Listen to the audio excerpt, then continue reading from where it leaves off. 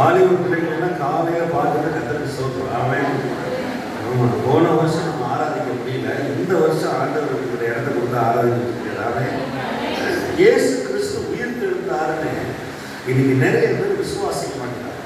இன்னைக்கு கன்னி மரியாதையுடைய வயிற்றில் பிறந்தாருன்னு நிறைய பேர் விசுவாசிக்க மாட்டேங்கிறாங்க. சபைகளுடைய பழைய பாரம்பரிய சபைகளை விசுவாசிக்க மாட்டேங்கிறாங்க. த ரெசரெக்ஷன், அதாவது இன்னைக்கு வந்து ஈஸ்டர்னு சொல்லக்கூடாது. இன்னைக்கு ஈஸ்டர்ன்ற வார்த்தை வந்து கத்தோலிக்க திருச்சபைகளில் இந்த ஈஸ்டர் பன்னி அப்படின்னு சொல்லி வெளிநாட்டில் ஈஸ்டர் ஏக்குன்னு சொல்லி கான்ஸ்டன்டைன் நோபல்னு சொல்லி இயேசு கிறிஸ்து பிறகு 300 வருஷம் கழிச்சு அந்த ஒரு பெரிய ராஜா என்ன செஞ்சுட்டா கத்தோலிக்கத்தில் ஈஸ்டர்னு பேரை மாற்றி இஸ்தார் அப்படின்ற அந்த பண்டிகையோடு சேர்த்து, ரோமாவுடைய பண்டிகையோடு சேர்த்து அந்த இயேசு கிறிஸ்து உயிர் திரும்ப வல்லவே குறைச்சிட்டாங்க. ஆனால் வேத வசனம் யூதர்கள் காலப்படி நமக்கு சாட்சி கொடுக்குறது, இன்னைக்கு கிறிஸ்துமஸ் கொண்டாடுறதை காட்டிலும் 100 மடங்கு 1000 மடங்கு அதிகமாக ஈஸ்டர் கொண்டாடணும் எல்லாரும் சொல்லுவாங்க. ஆனால் உயிர்த்தெழுந்த ஞாயிறு சொல்லுங்களேன், உயிர்த்தெழுந்த ஞாயிறு. இந்த உயிர்த்தெழுதல பேசுனானா பிசாசுக்கு உடம்பெல்லாம் உள்ளு வச்சு அடிச்ச மாதிரி. நீங்க எப்படி இருக்கிறீங்கன்னு எனக்கு தெரியல. நானே நீ புது சட்டைலாம் போட்டு வந்திருக்கிறேன். எங்க ஏசப்பா உயிர்த்தெழுந்து பரலோகத்தில் பிதாவின் வலது வாசல்ல இருக்க ஆண்டவர் புறம்போக்கு இல்லை. ஆமை சொல்லுங்க. பிசாசு ஒரு பிச்சைக்காரன், ஒரு புறம்போக்கு. இந்த இடத்துல கத்தர் கொடுத்துருக்காரு. வானம் பூமி யாருக்கு சொந்தம்? எங்க அப்பா சொந்தம். எங்க அப்பா. வானம் பூமி யாருக்கு சொந்தம்? வானம் அவருடைய சிங்காசனம், பூமி அவருடைய பாதம். இயேசு கிறிஸ்து அவர் கிறிஸ்துவின் ஆவியா உயிர்த்தெழுந்து மரணத்தையும் பாதாளத்தையும் சாத்தானையும் ஜெயிச்சு அவனை காலில் நசுக்கி பிதாவின் வலது வாசல்ல 2000 வருஷம் ஊழியம் செய்யறாரு. எத்தனை வருஷம்? நீங்க எல்லாம் பிறந்து எத்தனை 2000 வருஷம் ஆச்சா? நீங்க ரொம்ப பேசுறீங்க. இவன் பேசாம யார் யார் பைபிள் மனப்பாடம் பண்றீங்களோ புதிய ஏற்பாடு, அவங்க தான் பேசுறதுக்கு லாயக்கு. புதிய ஏற்பாடு மனப்பாடம் பண்ணல பேசாதீங்க, மௌனமா இருக்க. 2000 வருஷமா இயேசு கிறிஸ்து பரலோகத்துல சபைக்கு ஊழியம் செய்யறாரு. இத 3 வருஷத்துக்கு முன்னாடி ஒரு பைபிள் ஸ்கூல் மாணவருக்கு சொன்னேன். அவன் என்ன பஸ்ட 2000 வருஷம் ஊழியம் சொல்றது பைபிள் போடல. அதுல போய் எபிரேயர் படிச்சுப்பாரு. எபிரேயர் படிச்சுப்பாரு. அவன் படிச்சு பார்க்குற அவன் விளங்கலை. நான் கூப்பிட்டு உட்கார வச்சு புதன்கிழமை கிளாஸ் எடுத்தேன். இயேசு கிறிஸ்து உயிர்த்தெழுந்து பிதாவின் வலது வாசல்ல உங்களுக்காக எனக்காக பரிந்து கொண்டார்.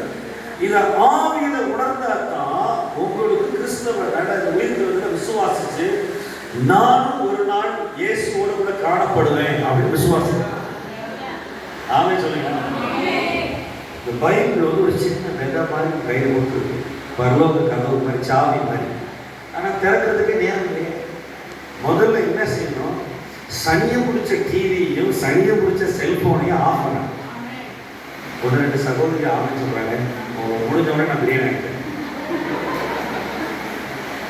இது 9 மணிக்கு மேல பேசக்கூடாது. இதுல பிசாசின் ராஜ்யம் இருக்கு. உங்களுக்கு கண்ட்ரோல் இல்லை அப்படின்னா சுவிட்ச் ஆஃப் பண்ணிடணும். நான் கடந்த 2 வருஷமா சுவிட்ச் ஆஃப் பண்ண கண்ட்ரோல் கருவ கொடுத்துருக்கேன்.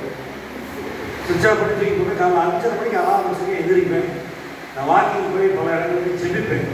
என்னை பார்க்க வரவங்களாம் காலைல 6:30 மணிக்கு வாயா டீ கிடைக்கும். 6:30 மணிக்கு ஒரு விசுவாசம் தான் வந்து பாருங்க.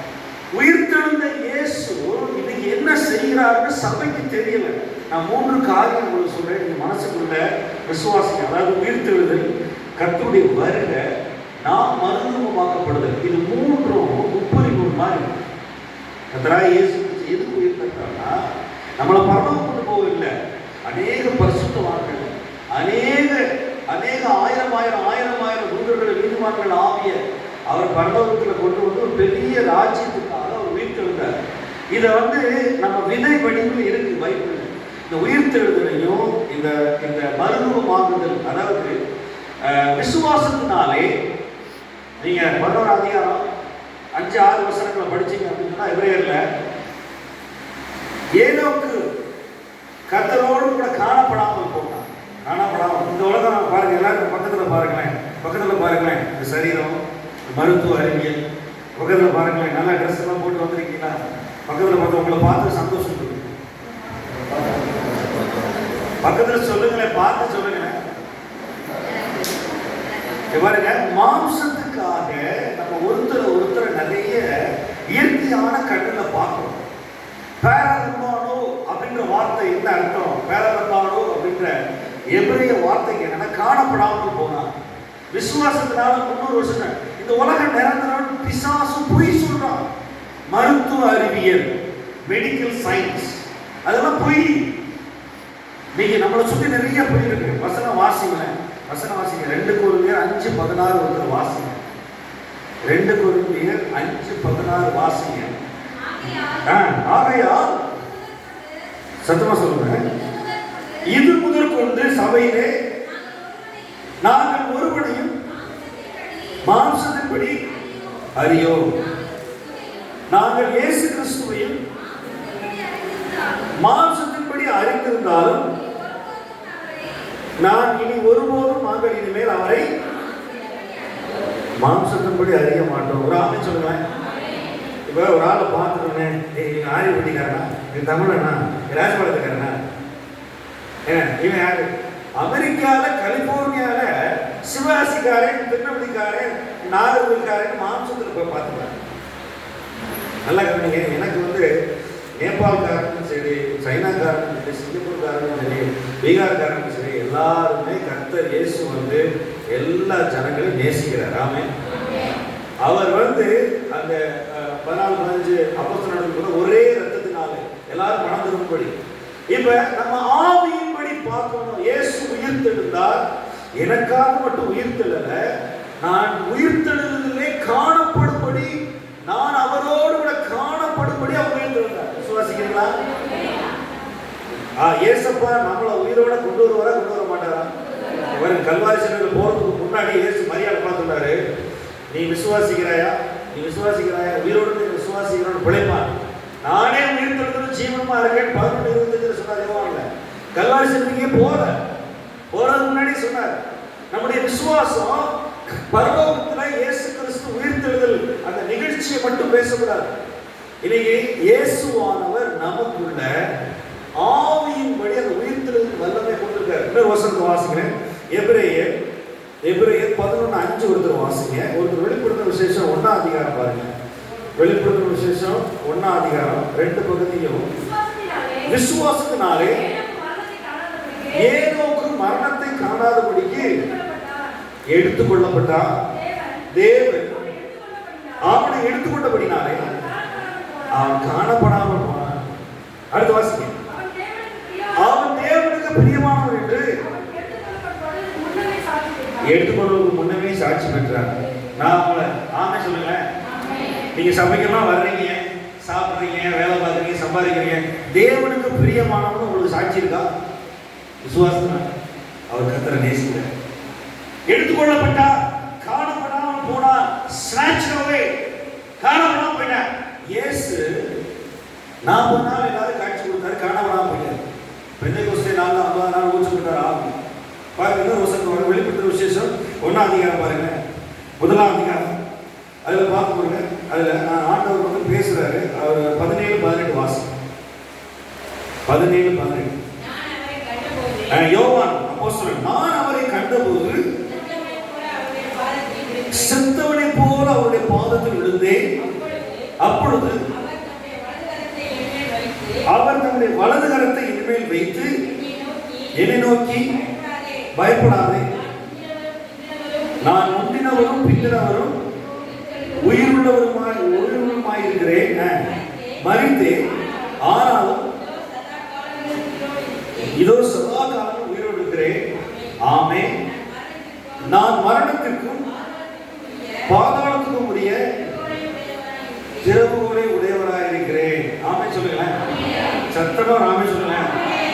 இந்த யோவான் அப்போஸ்தலன் 3 வருஷம், அதாவது சொந்தக்காரர் இயேசுவுக்கு கூடவே மாம்சத்தின்படி இயேசு மார்பில் சாய்ந்திருந்தவர். அவர் செத்தவனை போல விழுந்தார். இன்னைக்கு நம்ம எல்லாரையும் மாம்சத்தில் கண்டுகொள்றோம். இவன் இன்னா, இந்த தேசத்தான். இன்னைக்கு பத்திரிகையெல்லாம் அடிக்கணும்னா இன்னாருடைய பேர் அப்படின்னா அவங்க அப்பே பாவம், அப்பனுக்கு அப்பே பாவம், அப்பனுக்கு அப்பே பாவம், இவன் மேல இருக்குன்னு அர்த்தம். எல்லாரையும் பார்த்துக்கணும். நான் இந்தியன் ஆகிறதுக்கு முன்னாடி, தமிழன் ஆகிறதுக்கு முன்னாடி நான் ஏசப்பா பிள்ளை ரத்தத்தினால கலந்தேன்.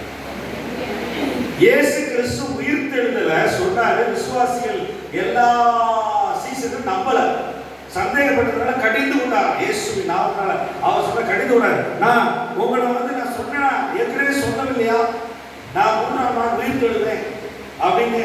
இன்னைக்கு உயிர்த்தெழுந்த இயேசு தான் அப்போஸ்தலர் நடவடிக்கைகள் இருக்கிறார். உயிர்த்தெழுந்த இயேசு தான் இந்த நிருபங்கள் இருக்கிறார். சபையில கிரியை செய்தவர் உயிர்த்தெழுந்த இயேசு தான். நீங்க ஸ்தேவான் மாதிரி பரலோகத்துல கர்த்தர் வானம் திறந்திருக்கிறதையும் பிதாவின் வலது பாசத்துல மனுஷகுமார் இருக்கிறத நீங்க பார்க்க முடியுமா? பார்த்துருக்காங்க 2000 வருஷத்துக்கு முன்னாடி, இப்பவும் பார்க்குறாங்க. ஆனால் நீங்கள் எப்போ பார்த்தாலும் சோறு குழம்பு, சொந்தக்காரன் வந்துட்டான், சிக்கன் வாங்கணும், இப்படியே இருந்தால் உபவாசம் போட்டால் தான் பார்க்க முடியும். பக்கத்தில் பார்த்து சொல்லுங்களேன், நான் உபவாசம் போட பழகிறேன் இப்படிலாம் சொல்லக்கூடாது. மாஸ்டர் ஈஸ்டர் எல்லாம் கறி வாங்குறாங்க, பண்டிகை கிறிஸ்தவர்கள் மாதிரி இருக்கக்கூடாது. இன்னைக்கு ஸ்தேவான் உயிர்த்தெழுந்த இயேசுவை சாதாரண ஊழியக்காரன், பந்தி விசாரிப்பு சாப்பாடு போடுற ஊழியக்காரன், அவன் கல்லறியும் போது ஆண்டவரே இவர்களை மன்னியும் அப்படின்னு சொல்லி தன் கண்களை ஏறெடுத்து பார்க்கும்போது 3ஆம் வானத்தில் இயேசு இருந்தார். இது இயேசுவானவர் அந்த 7ஆம் அதிகாரத்தில் இருந்தவர். 9ஆம் அதிகாரத்தில் இயேசுவானவர் அந்த அப்போஸ்தலனாகிய பவுல் ரொம்ப சேட்டை பண்ணார். பிள்ளைங்களாம் சேட்டை பண்ணதா இல்லையா? என்ன பிள்ளைங்க காலையில் இருந்து நம்மளை குட் மார்னிங் சொல்றாங்க, அப்பா என்னை பெற்றதுக்காக சொல்றாங்க, நீங்க நல்லா இருப்பீங்க, எனக்காக ஒரு சின்ன பீஸ் லேண்ட் வாங்கி வச்சுருக்கீங்க, எனக்காக ஒரு சின்ன ஸ்கூல் வாங்கி வச்சுருக்கீங்க, என்ன என்னை ஆசிரியர் அப்படியா சொல்றாங்க பிள்ளைங்க. என்ன எப்படி இருக்கு எல்லாரும் நீங்க போய் சிரிக்கிறீங்க, ஆனால் நிஜத்தை நீங்க அனுபவிக்கிறீங்க. அதுக்காக கத்தர் சொல்றோம். நான் மறுகரையை பார்க்குறேன், மறுபகுதியை பார்க்குறேன். நான் எப்போதும் பைபிள் ஸ்கூலில் எல்லாருமே விசுவாசத்துல தான் பார்ப்பேன். யாரையுமே நான் இந்த ஊருக்காரன், தெலுங்குக்காரன், இவன் சிங்களம் பேசுகிறவன். நான் இலங்கையில் பல தடவை ஊழியம் செய்யும் போது எனக்கு பிறகு யார் அப்படின்னு லூக்காவில் பேசும்போது ஒரு தமிழர்கள் யாருமே அங்கே யாருமே தமிழர்கள் இலங்கைக்காரங்களுக்கு போய் சுவிசேஷம் சொல்றதே கிடையாது. அந்த சிங்கள மொழி பேசுறது. அப்போ நான் அவங்க எல்லா இடத்துல ஒரு நாள் பேசுகிறேன், அப்படி என் மேலே வெறுப்பு எல்லாரும். உனக்கு பிறகு யார் அப்படின்னு சொன்னால் அந்த சிங்கள மொழி பேசுகிறவன் தான் அவனை நேசிக்கணும், அவனை மன்னிக்கணும் அப்படின்னு சொன்னேன். யாருமே என் பிரசங்கத்தை ஏற்றுக்கல. சமாரியர்களுக்கு இயேசு கிறிஸ்து சொன்னார். இன்னைக்கு எல்லாரையும் மாம்சத்துப்படி நல்லா பார்க்கிறோம், மாம்ச கண்ணு நல்லா திறந்திருக்கு, ஆனா ஆவியின் கண்ணு திறந்திருக்கிறா. இயேசு கிறிஸ்து உயிர்த்தெழுந்தாரு, அவர் வரப்போறாரு, அவரோட கூட நான் காணப்படுவேன், நான் எடுத்துக்கொள்ளப்படணும், ஆண்டவரே என்னை ஆயத்தப்படுத்துங்க ஆண்டவரே அப்படின்னு ஆவியின் கண்ணி திறந்திருக்கா. ஆவியின் கண்ணு திறந்திருக்கான்னு கேட்குறேன். எல்லாரும் பிள்ளைகளை ஆவியின்படி பார்க்குறீங்களா? ஆவியின்படி பார்க்குறீங்களா? இந்த பிள்ளைக்கு கத்த கொடுத்த அழைப்புக்காக ஜெபிக்கிறேன், இந்த பிள்ளை கத்தரை சேவிக்கும், இந்த பிள்ளைக்கு மேல் இயேசு ரத்தத்தை ஊற்றுறேன், இந்த பிள்ளை ஞானஸ்தானம் எடுக்கும் அப்படின்னு பார்க்குறீங்களா?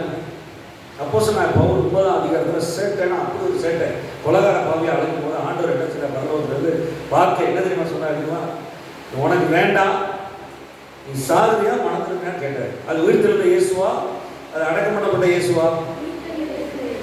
உயிர்த்தெழுந்த இயேசு சபையில் தலைவராக இருக்கிறாரா இல்லையா? உங்களுக்கு எனக்கும். ஆமா, அவர் அப்போஸ்தலனாகிய பவுல்கிட்ட பேசும்போது நிறைய வார்த்தை பேசவே இல்லை. நோட்ஸா வீடியோவா கொடுக்கல. வேணாம் தம்பி, வேண்டாம் வேண்டாம், நீ உன் யூத பெருமை, உன் அகங்காரம், அபம்பாவம், மாம்சத்தை விட்டு நீ வா புறஜாதியாருக்கு போகணும் அப்படின்னு கூப்பிட்டாரு. இன்னைக்கு பிள்ளைகளை அப்படி பாருங்க. உங்க பிள்ளைகளை இயேசுவின் நாமத்தினால ஆசீர்வதிங்க. மாம்சத்தின்படி பிள்ளைகளை பார்க்காதீங்க.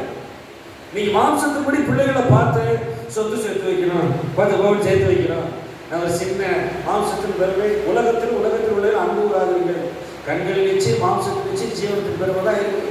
நீங்க மாம்சத்தின்படியே சபைக்குள்ள வெள்ளாடு மாதிரி வாழ்ந்தீங்கன்னா உயிர்த்தெழுந்த இயேசுவை பார்க்க முடியாது. உயிர்த்தெழுந்த இயேசுவை நீங்க நிறைய பேர் பார்க்காம என்ன செய்யறாங்கன்னா கண்களுக்குள்ளேயே பதிலை தேடிக்கிறாங்க. ஆவிக்குரிய கண்கள் திறக்கப்படணும். நீங்க வீட்டுக்கு போய் 2 கொரிந்தியர் 2ஆம் அதிகாரம் வாசித்து பாருங்க. 1 கொரிந்தியர் 2ஆம் அதிகாரத்துல ஒரு வசனத்தை பாருங்க. அது 1 கொரிந்தியர் 2ஆம் அதிகாரத்துல ஒரு வசனத்தை பாருங்க. கர்த்தர் நம்மை அவரோடு கூட பிதாவின் வலது வாசத்துல இருக்கிற மாதிரி அந்த உறவுக்கு தான் அழைச்சார். பரம அழைப்புக்கு பங்குள்ள சகோதரரே அப்படின்னு எபிரேயர் 3:1 சொல்லியிருக்கிறது. 1 கொரிந்தியர் 2ஆம் அதிகாரம் பாருங்களேன். பாருங்க, அது 2 விதமான மக்கள் போட்டிருக்கு. பாருங்களேன், 14ஆம் வசனம் வாசிங்க. 14, 15. ஜென்ம சுபாவமான மனுஷனும் தேவனுடைய ஆவிக்குரியவர்களை ஏற்றுக்கொள்ளான்.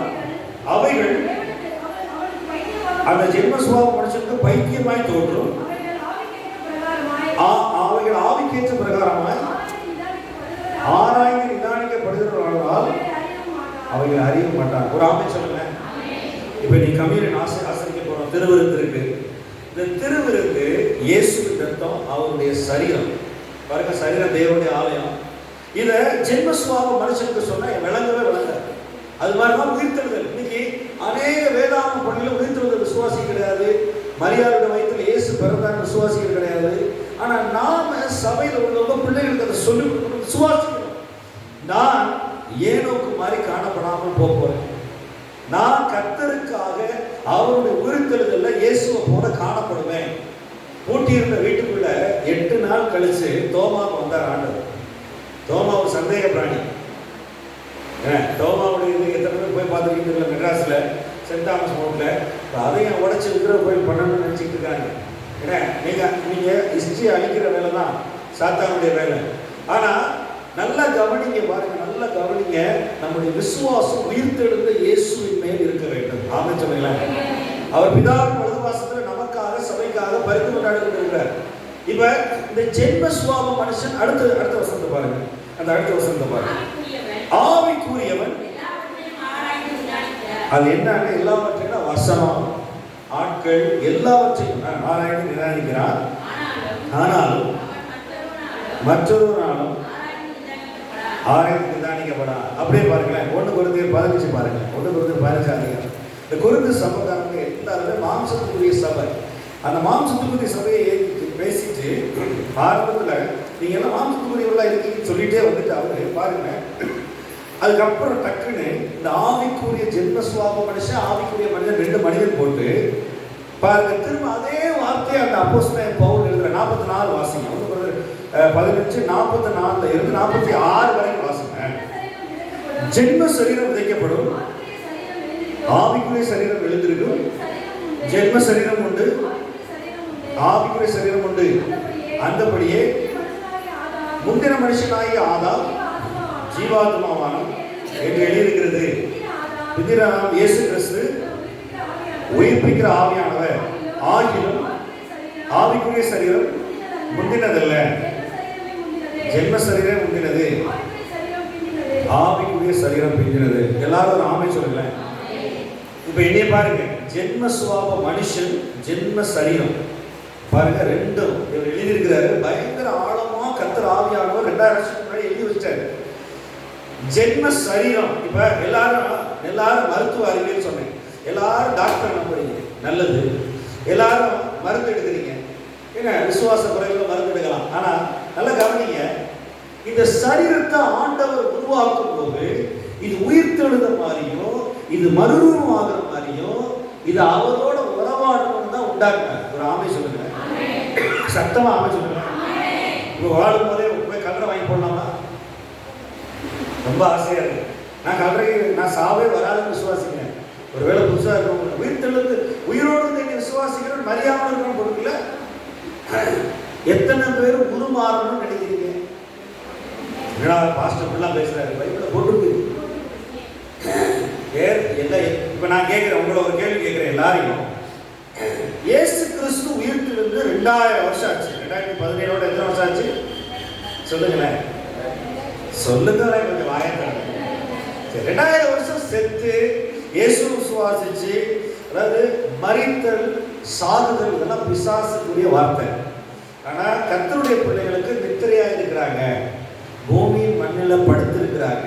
இவங்கெல்லாம் எங்க போனாங்க? இவங்கெல்லாம் எங்க போயிருக்காங்க? டிவியில, வீடியோல, யூடியூப் போட்டா பார்த்தா தெரியாமா? இவங்கெல்லாம் எங்க போனாங்க கேட்டுங்க. இவங்கெல்லாம் எங்க போனாங்க? இயேசுவோட கூட இருக்கிறாங்க. எங்க இருக்கிறாங்க? இயேசுவோட. ஆண்டவர் அந்த லாசரு பணக்காரன் 2 பேர் மரிச்ச உடனே இந்த லூக்கா சுவிசேஷம் சொல்றாரு, அவன் எவ்வளவோ கெஞ்சிறான். ஐஸ்வர்யவான் என்ன சொல்றான்? மரித்தோரிலிருந்து ஒருத்தர் உயிரோட போய் அவளுக்கு சுவிசேஷம் விசுவாசிப்பாங்க. இல்லப்பா, அங்க பாஸ்டர் இருக்கிறாங்க, அங்க ஒரு பழைய ஜிப்பா போட்டு சட்டை போட்டு ஒரு பழைய வண்டி வச்சு ஒரு பாஸ்டர் இருக்கிறாரு. அவர் என்ன செய்வார், தெரு தெருவா போய் சுவிசேஷம் சொல்லுவார் கிராமத்துல. அந்த ஆளுக்கு செவி கொடுத்தா கொடுக்கட்டும், இல்லாட்டா அவனுக்கு ஐயோ. கூட பிறந்த 5 பேருக்கு என்னது? சத்தமா சொல்லுங்க. நான் சொல்றேன், நம்ம வாழ்ற வாழ்க்கை இயேசுவோட கூட உயிர் தெழுந்த அந்த ஜீவனை விசுவாசிக்கிற வாழ்க்கையான பரலோகத்துக்கு பாத்திரரா வாழுங்க. தினந்தோறும் ஆண்டவர் ஆராதிங்க, ஆவியில நிறைய பரிசுத்த ஆவியானவருடைய அபிஷேகம், பரிசுத்த ஆவியானுடைய ஞானஸ்தானம், அக்கினி ஞானஸ்தானம் உங்களுக்கு வேணும். அப்பதான் கட்டுகள் உடையும். சுப ஸ்தோத்திரம் ஸ்தோத்திரம் சொல்லிட்டு வேணாம்பா வேணாம்பா செஞ்சிடாதப்பா நல்ல பிள்ளை அப்படின்னு சொன்ன பிள்ளை இருந்தாரு. ஆவியானவர் வேணும். எல்லாரும் சொல்லுங்களேன், ஆவியானவர் வேணும். நீங்க ஆவியானுடைய அக்கினி அபிஷேகம் ஆவிக்குரியவர்களா இந்த உயிர் தெழுந்த இயேசுவை பார்க்க முடியுதா? உங்களை பார்க்க முடியுதா? லாசரு மரித்த உடனே தூதர்களால் அப்படியே நேர ஆபிரகாம் மடியில விடப்பட்டார். என்ன ஒரு அருமையான ஒரு குளோரியஸ் ஒரு மேஜஸ்டிக்கான ஒரு வரவேற்பு பரலோகத்தில் பார்த்தீங்களா? அதே மாதிரி கல் எரிச்சுக்கிட்டே இருக்கிறாங்க சேவன் மேல. எல்லாருமே சேவன் அவன் என்ன சொல்றான், இயேசுவே என் ஆவியை உங்களுக்கு கொடுக்குறேன், நான் வர்றேன் அப்படின்னு போயிட்டான். ஒரு பிரசங்கத்துக்காக வனாந்திரத்துல கடின கழுத்துள்ள இஸ்ரவேல் ஜனங்களுக்கு ஒரு பிரசங்கத்துக்காக நான் உயிரவே தியாகம் பண்ணான். மேல போனோடனே இயேசு கிறிஸ்து எந்திரிச்சுக்கிட்டார். உயிர்த்தெழுந்த இயேசு கிறிஸ்து என்ன செஞ்சாரா? பைபிள்ல வேற எந்த இடத்துல போடல. நான் உங்களுக்கு சொல்றேன், சபையில நான் உங்களுக்கு சொல்றேன், அழிந்து போறதையும் மாம்சத்துக்குரியதையும் உலகத்தையும் பெருசா பேசாதீங்க. வாயத்தை பேசாதீங்க, பேசாதீங்க. கர்த்தர் தருவார். இந்த மாதிரி இடத்த மாதிரி கர்த்தர் ஒரு பெரிய இடத்த தருவார். விசுவாசிக்கிறீங்களா? ஏறவங்க புழு புழுத்து அடிச்சு கொன்னார் தூதன் அந்த ஆண்டவர் தான் ஆராதிக்கிறேன். சேட்டை பண்றவன ஒரு போடு போட்டுவார். சொல்றது புரியுதா உங்களுக்கு? நான் ஆண்டவர் ஆராதிக்க, ஆண்டவரே அப்போஸ்தலர் நடவடிக்கைகள் நடந்ததை காட்டி 3 மடங்கு அற்புதம் செஞ்ச ஆண்டவரே நான் பார்க்கணும் ஆண்டவரே. செத்தவனை உயிரோடு எழுப்புற தேவன். இயேசு கிறிஸ்து உயிரோடு எழுந்தால் மட்டும் விசுவாசிக்க கூடாது. நான் அவர் உயிர்த்தெழுந்த வல்லமையை ருசிக்கிறேன். நான் ஆவிக்குரியவனா அதை பார்ப்பேன். நானும் ஏனோக்கு மாதிரி காணப்படாமல் போயிருப்பேன். சபை எடுத்துக்கொள்ளப்பட போது விசுவாசிக்கணும். இந்த முப்பரின் கூட பிரிக்கவே முடியாது. நீங்க எவ்வளவுக்கு எவ்வளவு விசுவாசிக்கிறீங்க அவ்வளவு ஆவியான கிரியை செய்வார். நீங்க அக்கினி அபிஷேகம் எனக்கு பின் ஒருத்தர் வருகிறார். அவர் என்ன செய்யறாருன்னா அக்கினினாலும் பரிசுத்தாவில ஞானஸ்நானம் கொடுக்கிறார். அந்த ஞானஸ்நானம் அவங்க பிள்ளைங்க பெற்றுட்டாங்களா? உபவாசம் போடுங்க. வாரத்துக்கு ஒரு நாள் என்ன செய்யுங்க, சும்மா பரோட்டா குழம்பு அச்சனா மட்டா குழம்பு சாப்பிட்டீங்கன்னா காலையில் எதிர்க்க முடியாது. காலையில் என்ன செய்ய முடியாது, எதிர்க்க முடியுமா? காலையில 5 மணிக்கு எந்திரிச்சு கர்த்தரை ஆராதிக்கணும்.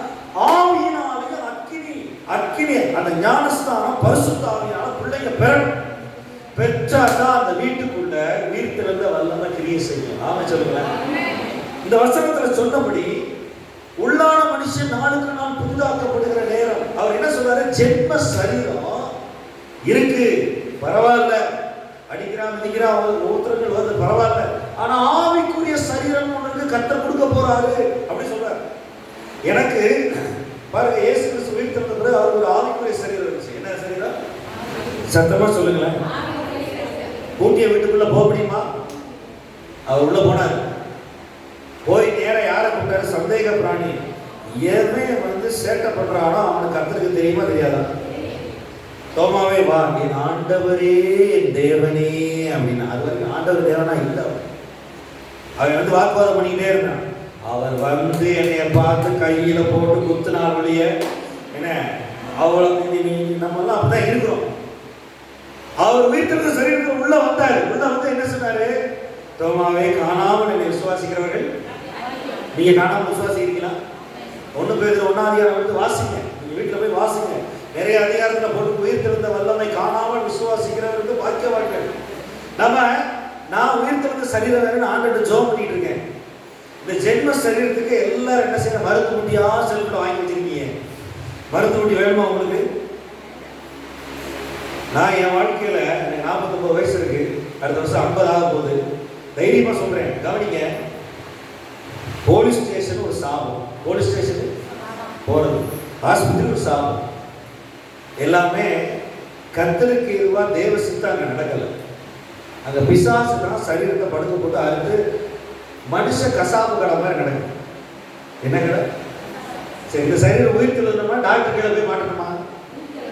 நான் சொன்ன கஷ்டமா இருக்கும். ஐயோ பாஸ்ட் புள்ள ஆண்டவர் எங்கே சொன்னாரா? டாக்டர்கிட்ட போ, மருந்து செல்வ வாங்கி வச்சுக்கன்னு சொன்னாரா? உபவாசம் போடுன்னு சொன்னார். என்ன சொன்னார்?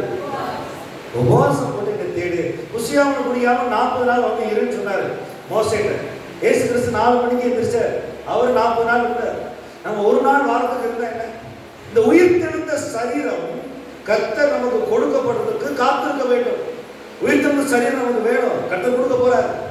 நான் ரொம்ப சந்தோஷமா இருக்கேன். வசனத்தை படிக்கும் போது, ஆண்டவரே நீ எப்போ வருவீங்க, எனக்கு உயிர் தெழுந்த சரீரம் கிடைக்கும். இந்த சரீரம் டாக்டருக்கு போறதுக்கும் மருந்து சாப்பிட உண்டாக்கப்படல.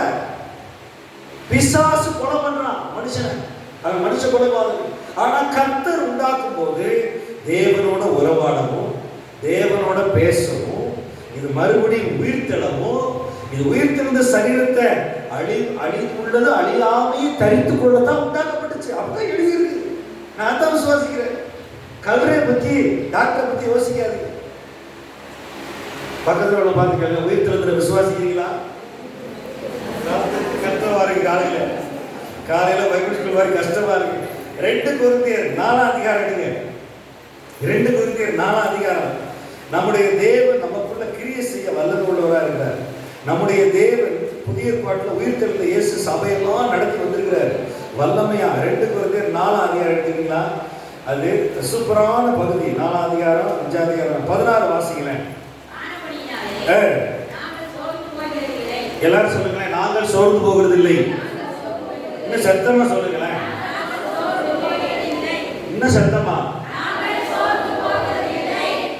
சோர்ந்து போகாதீங்க. பணம் இல்லை, இந்த மாதிரி உலகத்தில் உள்ள பிரச்சனைலாம் பார்த்து சோர்ந்து போகாதீங்க. வாசிங்க சிஸ்டர். எங்க புறமான மனுஷன் நாளுக்கு நாள் அழிந்தும் உள்ளான மனுஷனானது நாளுக்கு நாள் புதிதாக்கப்படுகிறது. மேலும் காணப்படுகிறவைகள் அல்ல, காணப்படாதவைகளை பரலோகத்தில் இருக்கிறவை நோக்கி இருக்கிற நமக்கு அதிசீக்கிரத்தில் நீங்கும் இந்த லேசான உபத்திரவம் நம்மை மிகவும் அதிகமான நித்திய கடமை உண்டாக்குறது. அடுத்த வருஷம் சேர்ந்து வாசிப்போமே. ஏனெனில் காணப்படுகிறவைகள் அநித்தியமானவர்கள், காணப்படாதவர்களோ நித்தியமானவர்கள். எல்லாரும் ஒரு ஆமை சொல்லுங்க. இந்த ஊழியக்காரன் நம்மளை காட்டில் ரொம்ப பாடுபட்ட மனுஷன். இந்த ஊழியக்காரன் இந்த 1 கொரிந்தியர் 15 எழுதுறதா 2 கொரிந்தியரை சபைக்கு எழுதுறாரு. 2 கொரிந்தியர் முழுவதும் பாடுகள். அவர் என்ன எழுதுறாரு? பரலோகத்தை பார்த்து வாழு. நீங்க உயிர்த்தெழுந்த இயேசு கிறிஸ்து அவர் உனக்குள்ள கிரியை செய்வாரு. நீ காண்கிறத பார்த்து வாழ்ந்து வாழ்ந்து சோர்ந்து போகாத. இயேசு கிறிஸ்து சொன்னார், மரித்தேன் ஆனாலும் பிழைத்திருக்கிறேன், சதா மரணத்துக்கும் பாதாளத்துக்குரிய திறவுகோல்களை உடையவராக இருக்கிறேன். என்ன சொல்லுங்க? ஆமை சொல்லுங்களேன். அதாவது ஆண்டவருடைய சித்தம் இல்லாம தலையில் உள்ள ஒரு முடி விழாது. நீங்க கவலைப்பட்டீங்கன்னா முடி கொட்டும். நல்லா பாட்டு பாடி ஆராதனை பண்ணி ஸ்தோத்திரம் பண்ணி உபாசம் பண்ணா முடி வளரும். சிரிக்கிறீங்கல்ல, பலவிதமான டையெல்லாம் தடவிட்டா முடி கருப்பா. முதல்ல நல்ல 8 மணி நேரம் தூங்க பழகணும். என்ன செய்யணும்? யாராவது 8 மணி நேரம் தூங்குறீங்களா? எனக்கு மதுரையை விட்டு வெளியே போனால் நல்லா தூக்கம் வரும். திருவனந்தபுரம், நாகர்கோவில் இங்கெல்லாம் போனால் நல்ல தூக்கம். மதுரைக்குள்ள பொல்லாத ஆவிகள். ஏன்னா அடிக்கடி எந்திரிச்சு பகலில் 1 மணி நேரம் படுப்பேன், ஜெபிப்பேன். காலையில் 4 மணி எந்திரிச்சு 5 மணிக்கு தெரியும் மணி படுக்கிறது ஒரு மணியாயிரும். சில காரியங்களை கொடுத்து ஊழியத்தை வந்து ஜெபிச்சுக்கிட்டே இருப்போம். 8 மணி நேரம் தூங்குறீங்களா, ரெஸ்ட் எடுக்கிறீங்களா? கர்த்தர் நமக்கு சித்தமானவர்களுக்கு நித்தியை கொடுக்குறார். நீங்க என்ன நல்லா தூங்க பழகும். முதல்ல கர்த்தருடைய வல்லமை, அந்த கர்த்தர் சொன்ன பேட்டர்ன் படி அவர்கிட்ட ரெஸ்ட் பண்ணணும். நீங்க அந்த இடத்துல பண்ணுங்க. உள்ளான மனுஷன் நாளுக்கு நாள் இவனை நாம பார்க்குறோம், எல்லாத்தையும் பார்க்குறோம். மரம், செடி, கொடிகள் இதெல்லாம் பார்க்குறோம்.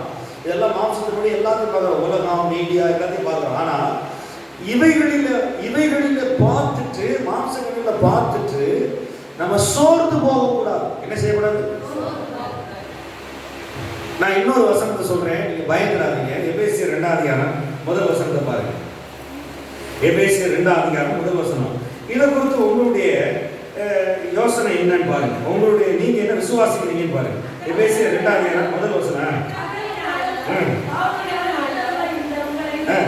என்ன செய்தாரு? சத்தமா சொல்லுங்க. என்ன பண்ணுது?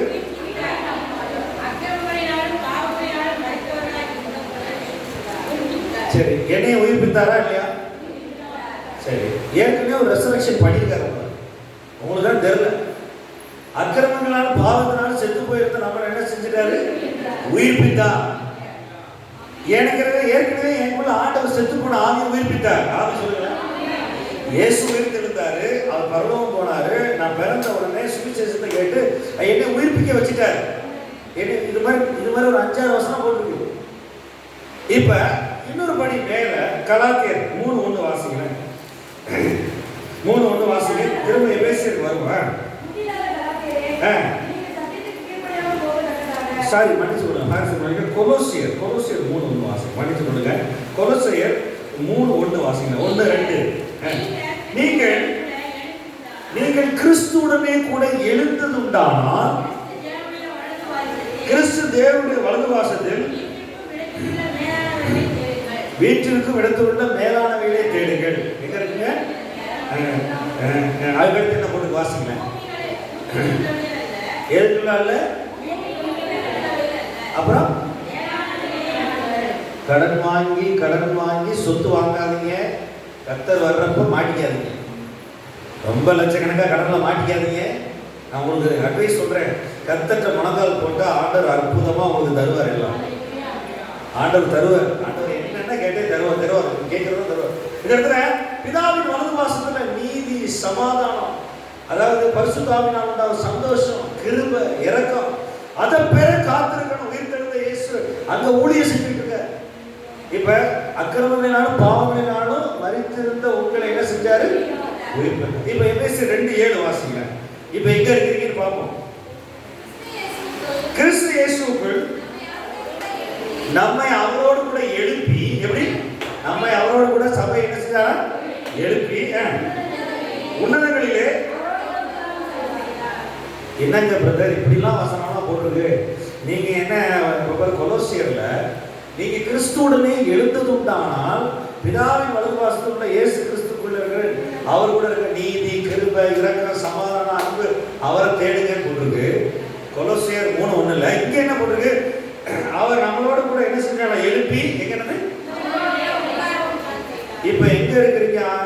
ஏற்கனவே உயிர்த்தெழுதல் நடந்திருக்கா இல்லையா? நமக்குள்ள ஆவியின்படி எங்க இருக்கிற நம்ம பிதாவின் வலது வாசல்ல சபை இருக்கா இல்லையா? சரி, இப்ப ஏனோக்கு மாதிரி கர்த்தர் வந்தா காணப்படாம போயிருக்கலாம். எனக்கு ரொம்ப ஆசை. இந்த நாட்கள்ல அதிகமா ஆண்டவரை நான் ஜெபிக்கிறேன். ஆண்டவரே, ஆவியின் கண்களை திறந்துடலாம். ஆண்டவரே, நீர் என்ன சித்தம் செய்கிற எனக்கு கண்களை திறந்துடலாம். ஆண்டவரே, இந்த உலகத்துடைய காரியங்களை என்னை போட்டு அமுக்க கூடாது. இந்த பூமிக்குரிய காரியங்களை போட்டு அமுக்க கூடாது. நான் ஆண்டவரே என் கண்களை திறந்துடணும்னு சொல்லி இந்த ஜனவரி 1 ஜெபிச்சுட்டு இருக்கிறேன். எனக்கு கண்ணு திறந்து 10 ஆண்டவரே, எனக்கு கண்ணை திறங்க ஆண்டவரே. எங்க காணப்படாத உலகத்துல தூதர்களும் காணப்படாத உலகத்துல எங்க பிசாசுகளும் கிரியை செய்கிறேன். என் கண்ணை திறங்க ஆண்டவரே. நான் அழுது ஜெபிக்கிறேன். நீங்க அப்படி ஜெபிச்சாதான் கர்த்தர் உங்க பாதைகளை சிவக்கிறோம். உயிர்த்தெழுதல் அவரோட கூட காணப்படுவீங்க. இப்ப ஏற்கனவே ஆண்டவர் உங்களை உயிர்த்தெழுது எங்க உட்கார வச்சுட்டாரா? நான் கேட்கிறேன், 60 வயசு 50 வயசு உள்ளவங்க விசுவாசிக்கிறீங்களா? எனக்கு இந்த வார்த்தையின்படி எனக்கு நடக்க போகுது. ஆமென். என்னை உட்கார வச்சிருக்காரு. பிதாவின் வலது வாசல்ல உட்கார வச்சிருக்காரு. சபையை அந்த இடத்துல உட்கார வச்சிருக்கிறாரு. நீங்க கிறிஸ்துவோட எழுந்தது உண்டானா? ஏற்கனவே உயிர்ப்பித்தாரு. அந்த இடத்துல இருந்து ஆவிக்குரியவர்களாக நீங்க கிறிஸ்துவின் வல்லமையை காட்டணும். நீங்க காட்டணும். அதான் கர்த்தர் எதிர்பார்க்கிறார். எப்ப பார்த்தாலும் இந்த குறை சொல்றதை நிப்பாட்டுங்க. சில பேர் என்ன சொல்றாங்க? பாஸ்டரை பார்க்கறது, வீட்டில் புருஷனை பார்க்கறது, என்ன குறை முடியாது, இயலாது, இதை சொல்லிக்கிட்டே இருக்குது. 3 வாயை போடுறது நல்லது. என்னால் முடியாது. குறை சொல்ற சகோதரன் விரோதமாக குறை சொல்ற வேலை யாருன்னா பிசாசு வேலை. அது நீங்க செய்றீங்க. விசுவாசி புதிய பாடம் மனப்பாடம் பண்ணுங்க. ஆண்டவரே, உங்களுடைய உயிர்த்தெழுந்த வல்லமை எனக்குள்ள கிரியை செய்யட்டும். நானும் ஏனோக்கு மாதிரி காணப்படாம போனோம். ஏன் மறுரூப மலையில இயேசு கிறிஸ்து 3 சீஷர்களை கொண்டு போனாரு? எல்லாரும் அமைதியா இருக்கீங்க. சொத்து சேர்த்து வைக்கிறீங்களா பிள்ளைகளுக்கு? பரலோகத்துல பிள்ளைகளை பார்க்கணும், மனதால் போட்டு உபவாசம் பண்ணி கண்ணீர் விட்டு ஜபிக்கணும். கண்ணீர் விட்டு மனதால் போட்டாதான் பரலோகத்துல பிள்ளைகளை பார்க்க முடியும். சொத்தெல்லாம் சேர்த்து வைக்காதீங்க. நான் சொல்றேன், ஊழியக்காரனுக்கு கொடுங்க, என்ன நல்ல ஏழைகளுக்கு கொடுங்க, சபைக்கு கொடுங்க, பைபிள்ல கொடுங்க, பரலோகத்துல சொத்துக்களை சேர்த்து வைக்க போட்டுக்கார ஏன் சொன்னாரா இல்லையா? எல்லாம் புதுசா நீங்க பாக்குறீங்க. எனக்கு சொந்த வீடு கிடையாது. எனக்கு எங்க அப்பா அம்மா சொந்த வீடு வைக்கல. ஹலோ, 25 வருஷமா ஊழியம் பாக்குறேன். எனக்கு பரலோகத்துல சூப்பர் வீடு இருக்கு. எங்க அப்பனும் அம்மாவும் எனக்கு சொந்த வீடு வைத்திருக்கல. நான் கர்த்தர் தருவாருன்னு சொல்லி ஊரா போறேன்.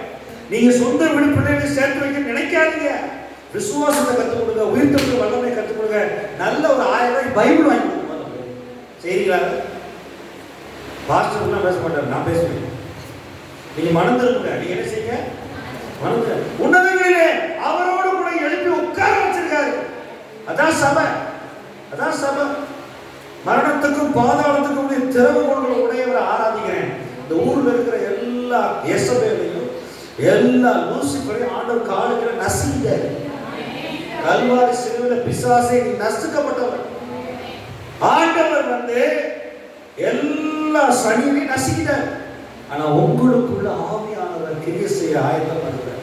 நீங்க கொடுங்க பிள்ளைகளை பரலோகத்தில் நான் பார்ப்பேன், நோவா மாதிரி குடும்பத்தை ஆயத்தப்படுத்துவேன் அப்படின்னு சொல்லி விசுவாசத்தோட பிள்ளைகளுக்கு பைபிள் வாங்கி கொடுங்க. உயிர்த்தெழுதலின் வல்லமையை சொல்லிக் கொடுங்க. நீங்க உபவாசம் போட்டு சொல்லிக் கொடுத்தாதான் பிள்ளைகளுக்குள்ள ஆவியின் அபிஷேகம், அக்கினி அபிஷேகம், பரிசுத்த ஆவி ஞானசானம் வரும். அதை கேட்கணும், கேட்கணும். உபவாசம் போடணும். உபவாசம் போட்டாதான் ஆவியான சத்தமே கேட்கும். உபவாசம் போடாம சும்மா அப்படியே செக்கு பாடுறது, வீட்டு வேலைக்கு போறது, வீட்டுக்கு வர்றது, டிவியை போடுறது, சாப்பிடுறது, பொத்து விழுந்துருது. இது மனுஷனுக்கு இந்த வேலையை ஆண்டவர் கொடுக்கல. டிவி பேர் என்னன்னா முட்டாள்கள் பெட்டி. ரொம்ப நேரம் உட்காரக்கூடாது. செல்போன் டிவி நம்ம அடிமையாக்கக்கூடாது. அது மனுஷனுக்கு வேலைக்காரனா கொடுக்கப்பட்டது. என்னது? ஏதோ இன்ஃபர்மேஷன், அவ்வளவுதான். ஆனா அவங்க மூலம் விசுவாசம் வளராது, அன்பு வளராது, கிருபை எல்லாம் கிடைக்காது. நீங்க கடைசி காலத்துல இருக்கீங்க. இயேசு கிறிஸ்து தம்முடைய உயிர்த்தெழுந்த வல்லமையை இந்த நாட்கள்ல ஊற்றார், சபைக்கு ஊற்றார், ஒவ்வொருத்தருக்கும் ஊற்றார். ஒப்பு கொடுங்க. நீங்க என்ன செய்யணும்? அந்த அக்கினி அபிஷேகம், ஆண்டவரே நான் ஆவிக்குரியவனா நடக்கணும், நான் உயிர்த்தெழுந்த வல்லமை என் குடும்பத்துல பார்க்கணும், சபையில பார்க்கணும் அப்படின்னு சொல்லி ஆண்டவரை கேளுங்க. அப்போஸ்தலர் நடவடிக்கைகள் காட்டலாம் 1000 மடங்கு ஆண்டவர் ஊற்றுவார். ஆண்டவர் நினைக்கிறதுக்கும் எண்ணுகிறதுக்கும் நம்ம யோசிக்கிறதுக்கும் அதிகமா செய்வாரா செய்ய மாட்டார்? செய்வாரா செய்ய மாட்டார்? ஆண்டவர் ஏசாயா 55:8 போட்டிருக்காரு. என்ன போட்டிருக்கா? பூமியை பார்க்கணும் வானம் எவ்வளவு உயரமோ அவ்வளவு உயரமா உங்கள் நிலைகளை காட்டணும். பூமியை பார்க்கணும் வானம் அவ்வளவு உயரமா, என்ன உங்கள் நிலைகளும் உங்கள் வழிகளும் காட்டிலும் என் வழி உயரமா இருக்குன்னு சொன்னாரா இல்லையா? அல்ல, வழிகள். சரி, ஆமா, நான் உயரத்தை தான் சொல்றேன்.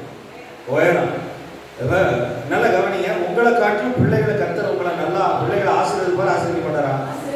வழிகளை நல்லா தருவாரா இல்லையா? ஏன் குழம்புறீங்க? ஏன் கவலைப்படுறீங்க? ஏன் மாம்சம் மனுஷனா காண்கிறவர்களை பார்த்து பார்த்து ஜென்ம சுவாப மனுஷனா இருக்கிறீங்க? அதை விட்டு கொடுங்க. ஆண்டவர் என்ன சொன்னார்? கலாத்தியர்ல அவர் பழைய பாட்டில் அவர் சொன்னார், என்ன சொன்னாரு? அடிமையான ஸ்திரீ, இந்த ஆகார் இருக்கிற அவன் மகன் இருக்கிறான், அவங்க 2 பேருக்கும் கழுதியில சேனம் கட்டி சாப்பாடு கொடுத்து அவங்களை விரட்டி விடுங்க. இடத்துல என்ன சொன்னாரு? விரட்டி விடு, எனக்கு முன்னாடி புத்தமான இருக்கீங்க அப்படின்னு. இன்னைக்கு நம்ம மாம்சத்தை விரட்டி விடுறோமா?